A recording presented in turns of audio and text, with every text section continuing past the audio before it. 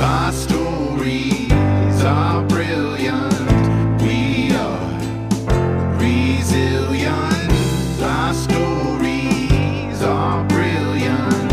We are resilient.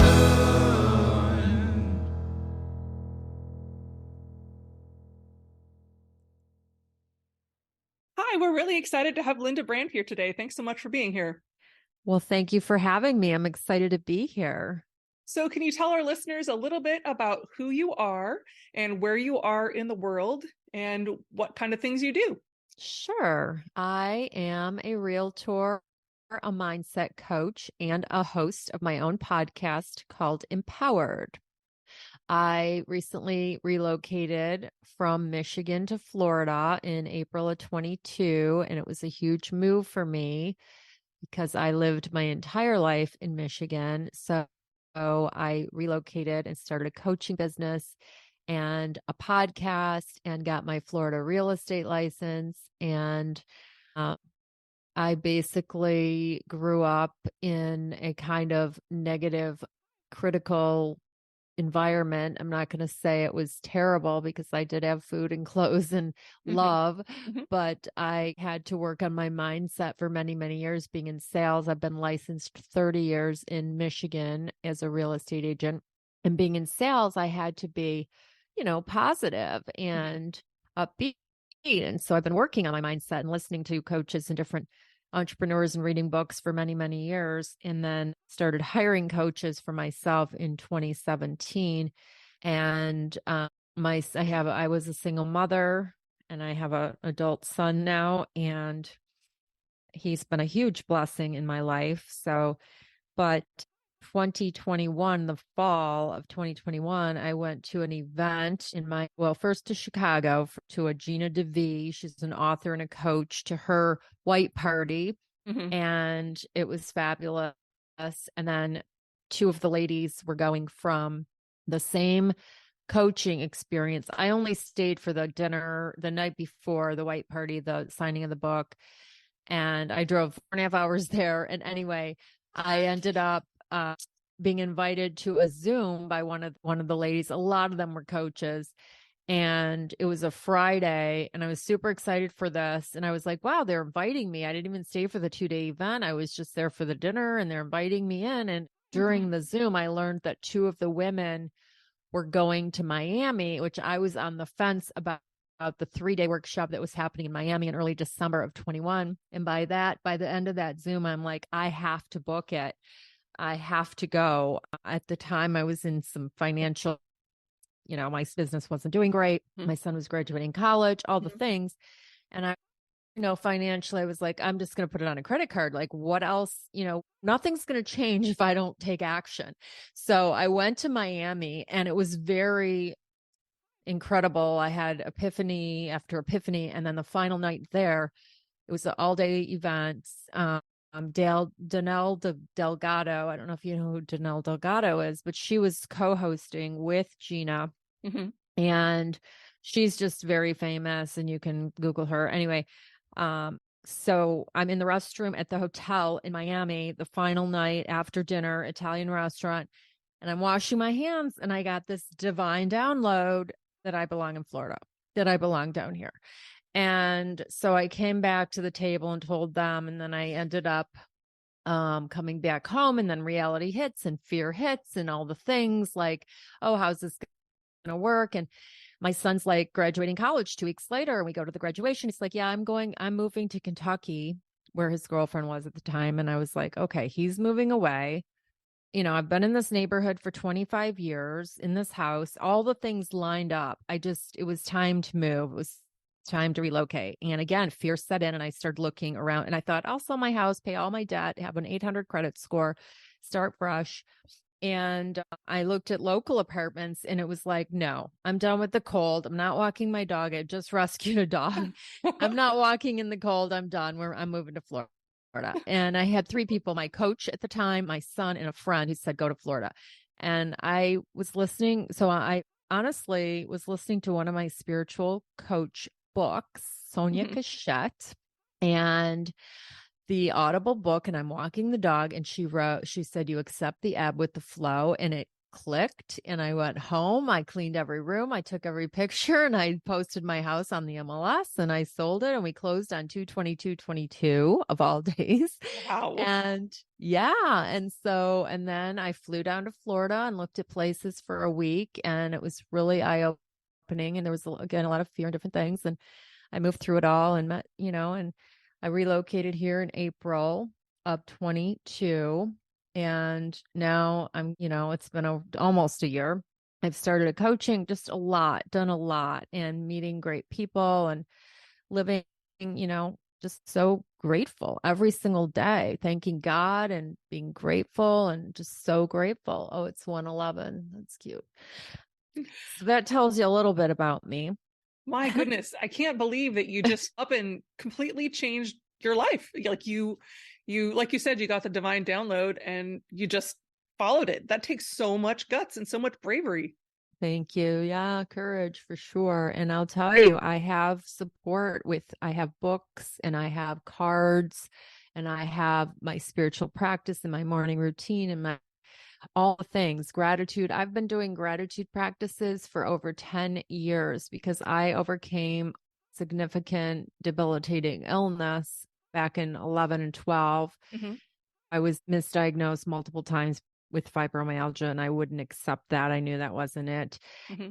And pursued and went to a rheumatologist. And anyway, he does a physical exam and tells me I have fibromyalgia. I said, I brought a bag of supplements. I said, you're going to tell me from a physical? He goes, well, I can draw blood. I said, please do. So he draws blood. It showed Lyme disease. He told me it was rare in Michigan. Long story short, I knew it wasn't rare because I started looking into it because I had a friend who was a pharmaceutical rep. He's like, look into that Lyme disease, look into that Lyme disease. So I started to study, and I joined all these groups and all these people who have read every book and gone to every doctor, and they knew everything. And they basically said, you need a Lyme literate medical doctor. You do not want an infectious disease doctor, da, da, da, da, da. So I go back to him because he had to draw another blood test and some confirm. And he's like, oh yeah, it is Lyme. You need an infectious disease doctor. And I'm like, oh my gosh. So anyway, he was a trip. But the point is, I struggled with that for like 4 years. And finally, after my dad passed away, it's a long story, but basically I overcame that.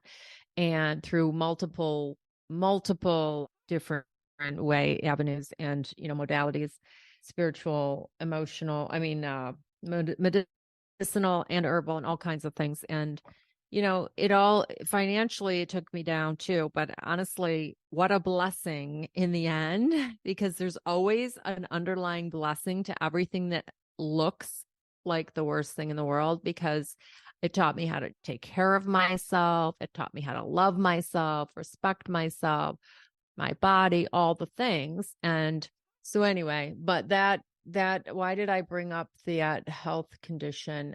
I forgot what we were talking about that I brought it up. Well, I think it's pretty outstanding that you kept at it. And that's the thing. I've spoken to a lot of people and myself too. If you have any kind of a medical condition that doesn't have an answer, it takes so much to ask for the help that you need when you know that you're not getting it. Yeah. And to look that's for what it was. Oh, it was my gratitude practice. Yeah. And my prayers. Yeah. It was because I started the gratitude practice back in 2011 and 12 when I was sick. You're right. Yeah, it takes a ton of courage, and I did just continue to pursue because I just knew that fibromyalgia is an umbrella that doctors use when they don't know what it is. Right. Oh my gosh. So what does your morning routine look like? It sounds like the routine was one of the things that really saved you during that time. It supports me to this day. And what it is I have journals. I have a meditation pillow that I recently bought, and I just absolutely love doing that. I light candles. I make my tea. I have clean, fresh, filtered water. I have prayers that I say, multiple things, but journaling, meditating, praying, setting intentions. Sometimes I'll do that. It's really, I may read something that is positive, which every book in my home almost is Mhm. a spiritual, or, when I say spiritual, I don't know your audience, but it's not like religious. It's Mhm. just universe, God, source, Mhm. spirit. Yeah. I was born Jewish, and my family did not celebrate Judaism, and did not really. My dad was an atheist, and my mother, her mother was from Russia, and we had a Christmas tree the whole time. And I kind of learned about Judaism when I was pregnant with him. His dad was Mhm. Jewish, and I wanted to learn about Judaism. So I started to learn. I only saw Jewish stuff from my best girlfriend when I was a child. I saw Hanukkah and Passover. But anyway, so we Mhm. really didn't have religion growing up at all. And I did start learning about it and the wisdom behind it and different things. But I pretty much take what I like from every religion: Mhm. Christianity, Judaism, Buddhism. I take what I like. I Mhm. believe in a higher power. I'm very spiritual. Mhm. Yeah. Well, the important thing is that whatever it is supports and nurtures you. I kind of feel the same way. I didn't grow up in a very religious house either. And so it's nice to be able to seek out the things that resonate with you and the things that you can use to give you strength in those times. Yes. And I love Kathy Heller, who is someone that you and I both know, and the things that she teaches. And it's just really powerful to be present and to be grateful. And, every day is a gift. I wake up, and when I'm laying there in the bed every single morning, thank you, God, for a new day. Mm. Every single moment, every day that I wake up. And it's just thank you for a new day, Mhm. because it's a gift, and so gratitude's huge. And yeah, and now I'm down here, and I have this podcast, Empowered. And what Empowered is it's mostly transformational and inspirational stories of real life people. There's a lot of coaches that I have on there as well that are sharing valuable content, inspiring others, and people that are experts in the law of attraction, manifesting. Mhm. And I also have health and wellness. I had a fruitarian on there, and he's a breath work person too. I have, a young girl who left her job that she was miserable and sick, and started a business, and she's thriving. And so anything in the health and wellness, because that's a passion of mine, Mhm. and anything inspirational is spiritual too, Mhm. but anything inspirational, motivational. And then obviously other powerful women like yourself that has podcasts. I love having them on my show as well, and just supporting other women. I'm definitely all about women empowerment.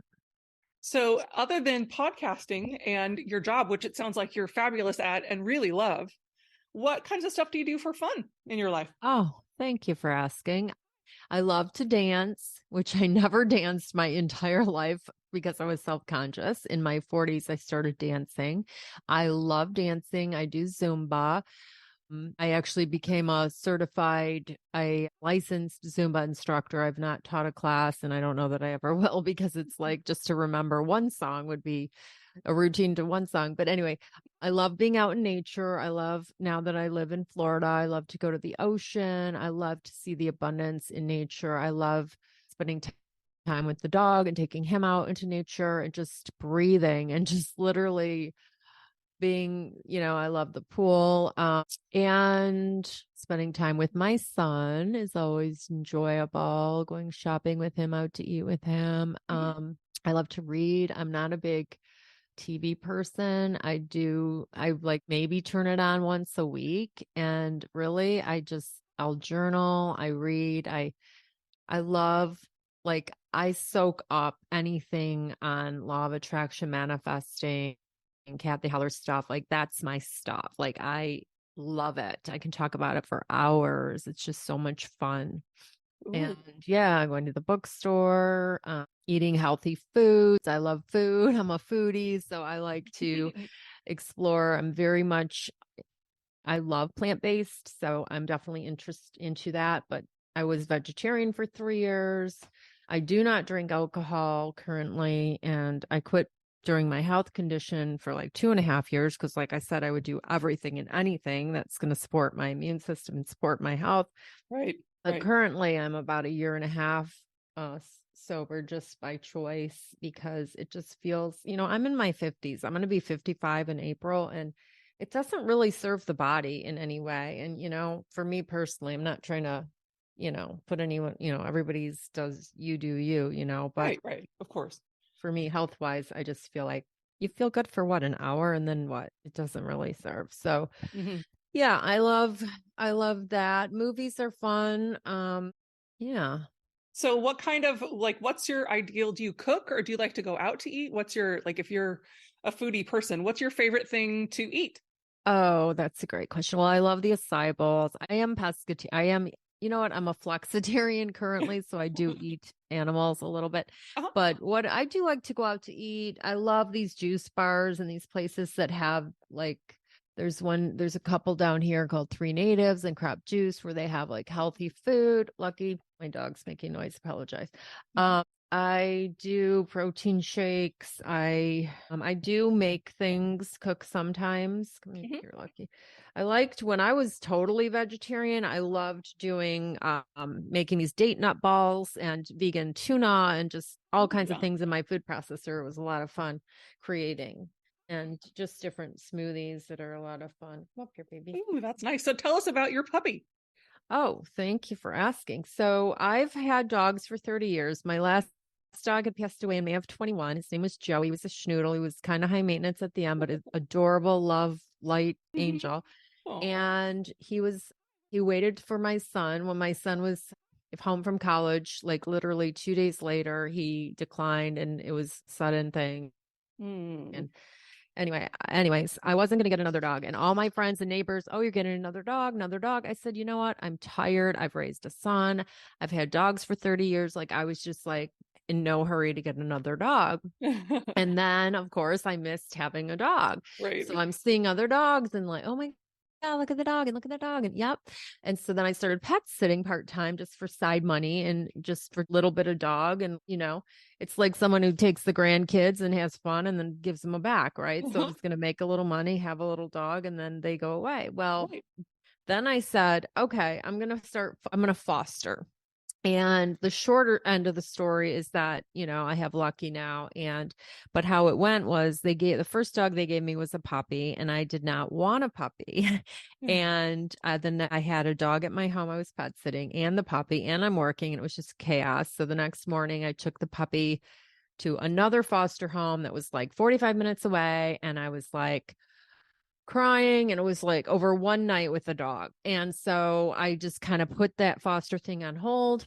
2 weeks later, there was a dog, the one I currently have, and he was the only one who didn't have a foster home. Oh. And it was a Sunday, September 26th. Yep, September 26th, Sunday. And I'm looking at this picture, and I couldn't tell if he was like 60-pound lab that's 12 years old. They couldn't tell you any information. They just said his name was Buster. He didn't have a home. He needed a foster home. It was a Sunday night. I'm taking a bath at 6:30 at night. I just have to tell the story.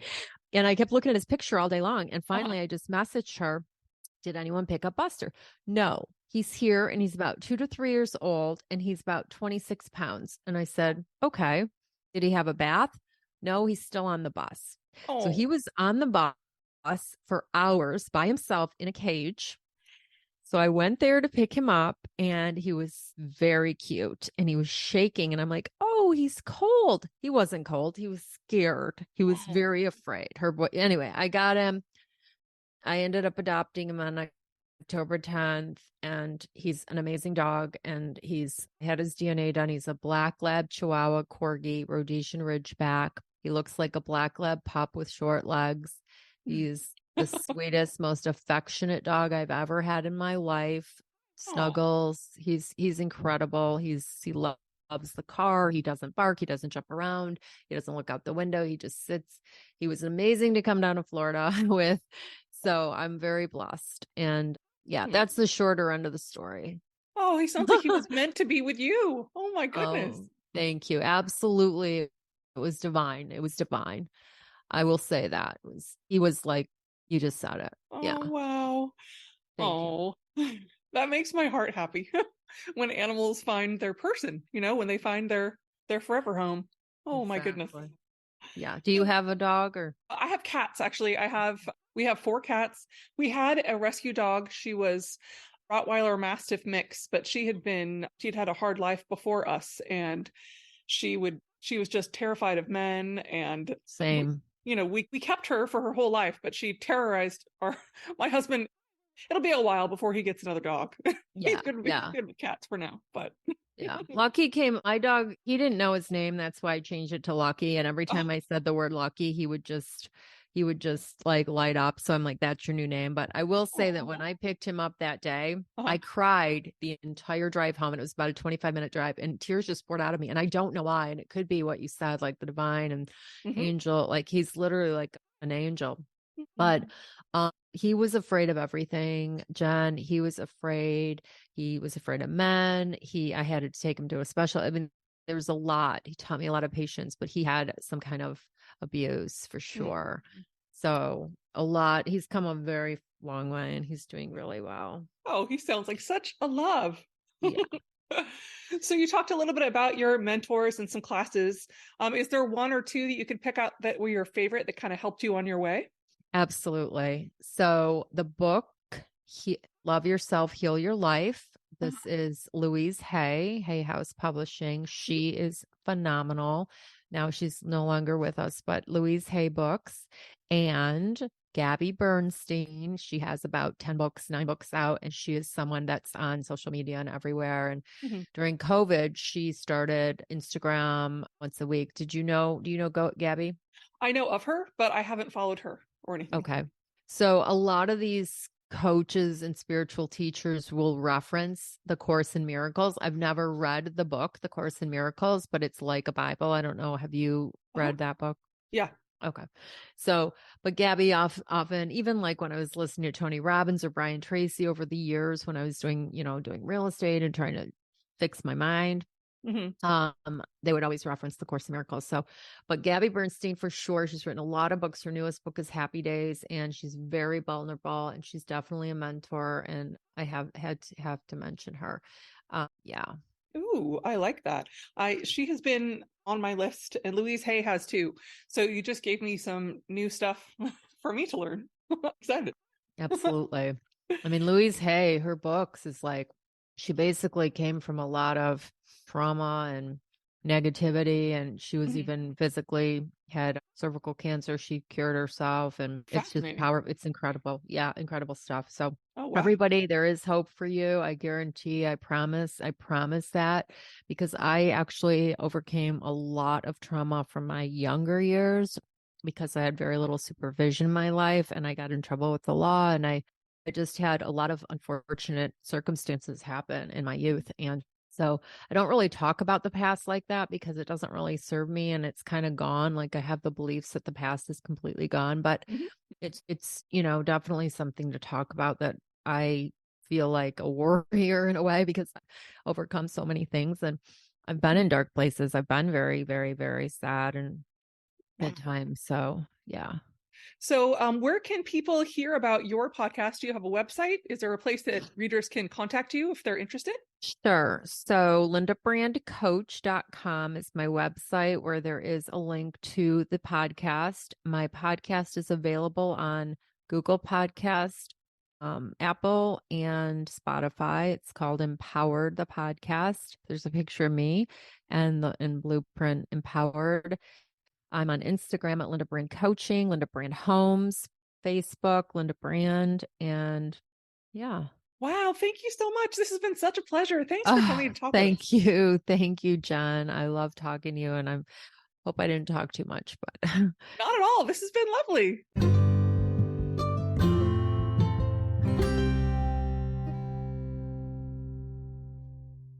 I didn't get to talk to Linda as much as I'd like to about her journey through Lyme disease and her journey through health and wellness. I realize that journey is different for everyone, but I thought I'd share a little bit about my own.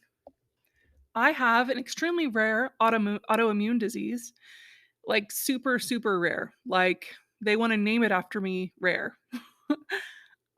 I have been looking for a name for this disease for about 20 years. It started when I was very young, and they couldn't quite connect the symptoms. The symptoms were so bizarre. I had weird swelling. My joints would swell. They would be painful. I had high fevers. I had a weird rash. In short, they were all symptoms that were sort of like something, but not quite like it. So they misdiagnosed me for many, many, many years. And I kept looking. I kept trying because I thought I can't be crazy. And to their credit, some doctors gaslighted me and told me that, I needed to suck it up. But to their credit, a lot of them did not.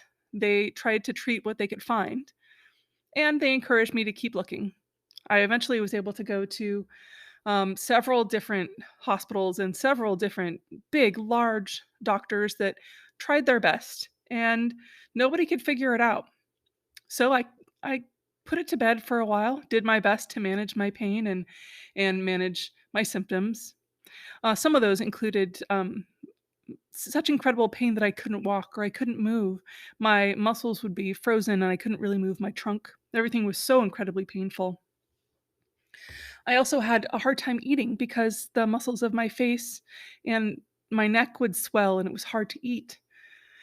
So I did what I could. I took my basically very extreme Tylenol, and it worked well for a while. I did what I could, but then I thought there's got to be a better way. A lot of people who have chronic illness keep hoping, and then you feel mad at yourself for hoping because there may not be an answer. There's often not an answer. There's often not even any help. And so it can be very debilitating. There were times in my life that I've been a lot more depressed than others because of the pain. And chronic pain is a different beast. But I did have periodically these times when I felt like I could fight. And that's one thing that I would say that I would encourage anybody with a chronic illness to remember is that you don't have to always be fighting. It's okay to take a break from it and come back to it. It's funny, it feels like you always have to be the one to advocate for yourself when you have a chronic illness like that. There can be allies. Like I said, some doctors were great and some weren't. I tried everything you can imagine. So please don't email me about it. I tried everything. I I found that being gluten free was helpful for me. I don't eat a lot of other things, but that's neither here nor there. Everybody's got to figure out what works for them, and I don't want to prescribe that for anyone. I'm obviously not a medical doctor, but I do encourage you to find out what works for you if you're a person with chronic illness or disease like myself. Eventually, I was feeling like I just might as well stop. Stop looking, stop trying because it was never going to get any different. And I recognized that that was just a low point, but I kept looking sort of idly anyway. I found a study through the National Institute of Health, and I thought, "Oh my gosh, they could be the answer to my prayers. They could be the thing, the one thing that could happen." So finally, I flew out there. It's across the country from where I'm at, and I went through all these tests and biopsies, and I was there for a week in the hospital there. And I thought, "Oh my gosh, it's finally gonna happen. It's finally gonna happen." It was like the night before Christmas, the night before my last night there. I was so excited that I would finally get the answer to what in the world was the matter with me. But like so many things, it was not the answer. I went home very chagrined and sad because they couldn't find it yet. On the bright side, they did say they'd keep looking, and my wonderful, wonderful doctors at the National Institute of Health in Bethesda were very helpful and responsive as much as they could with what they knew. They thought that again, I was really, really close to something. And then eventually they asked me, "So, what is it you want? Do you want a name for what you have? Is that the important thing for you? Or would you rather have help?" And it kind of floored me for a second because I thought, okay, I mean, yes, I'd love to have a name. That would be amazing. But what do I really want? I want to not feel like I was. I didn't want to be in pain all the time. I wanted to be able to move and enjoy my life and not have to stop doing activities because I was hurt. So they gave me an experimental medication, and it's changed my life completely. Am I cured? I'm not, but I had help. And for me, that was the really incredible realization that I had to come to, is that maybe I don't need to keep fighting as long as I get what I need. So eventually, they gave me a sort of diagnosis, and they might name it after me, so that's cool. That's always like my great, two truths and a lie kind of answer. Like, I have my own disease. Not many people would be all that impressed with that, but that's what I got. So I'm always impressed to hear people's stories of continuing to look, or even living in the struggle. It's okay.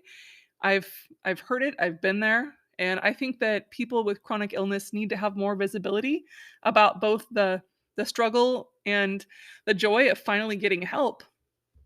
I think that's incredible.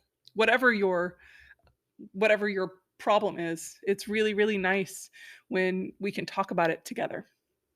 So I'm going to have Linda back because I want to learn a little bit more about her journey through Lyme disease. She and I talked about that a little bit off the show, but I also very much enjoyed talking with her. And if you guys have any comments or questions about your own chronic illness, I would love to hear them and maybe feature you on the show. So please go ahead and contact me through the email.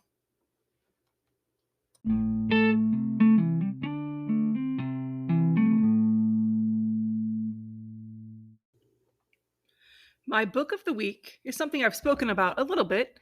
The Artist's Way is a Spiritual Path to Higher Creativity by Julia Cameron. It's a 12-week course in discovering and recovering your creative self. Now, I've done the full book of Julia Cameron several times in my life, and I get something different about it every time. Now, small plug, I am doing an Instagram group based on this book on the Courage Checklist Instagram.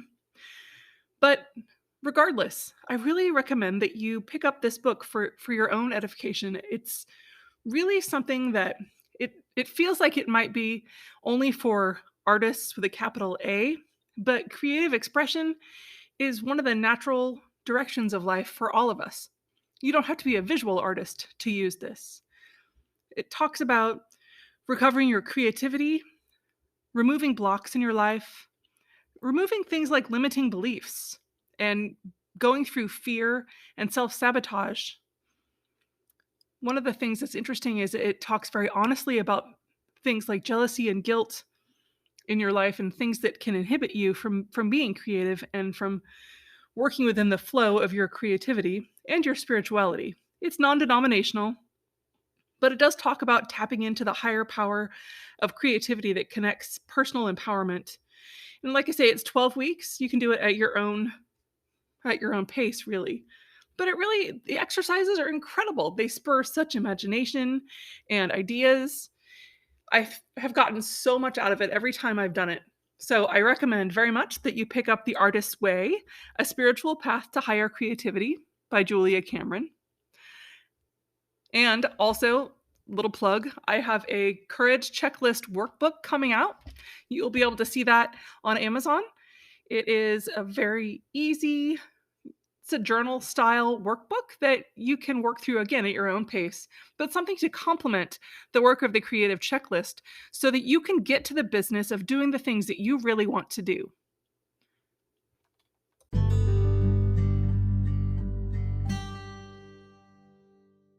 It was so nice to talk with Linda. Thanks, Linda, for being with us.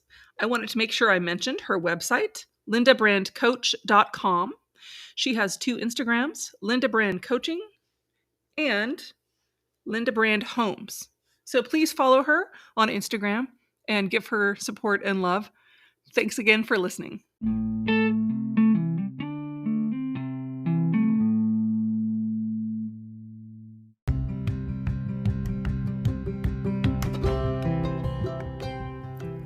Thank you so much for sharing your day with us.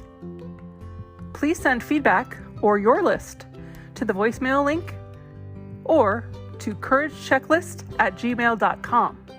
please follow the show and then follow us on Instagram at The Courage Checklist. Have a wonderful day.